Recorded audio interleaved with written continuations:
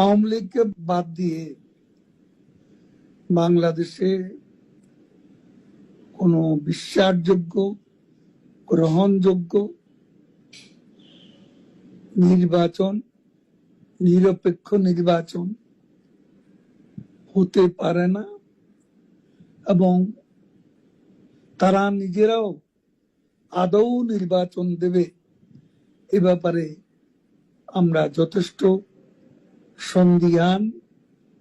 নির্বাচনের নামে আজকে তাদের যে অশুভ অ্যালায়েন্স, এই অ্যালায়েন্সকে নিয়ে তারা আজ সংস্কারের নামে গোটা জাতিকে বিভ্রান্ত করছে।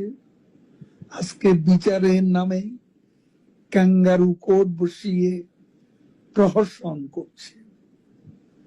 এই ধারা আমরা গুড়িয়ে দেব এবং এর বিরুদ্ধে আমাদের প্রতিরোধ চলবে।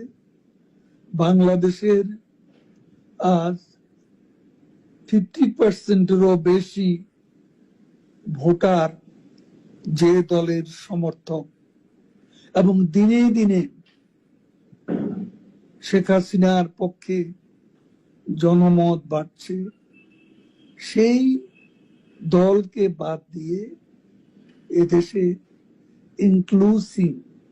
ইনক্লুসিভ বা অংশগ্রহণমূলক নির্বাচন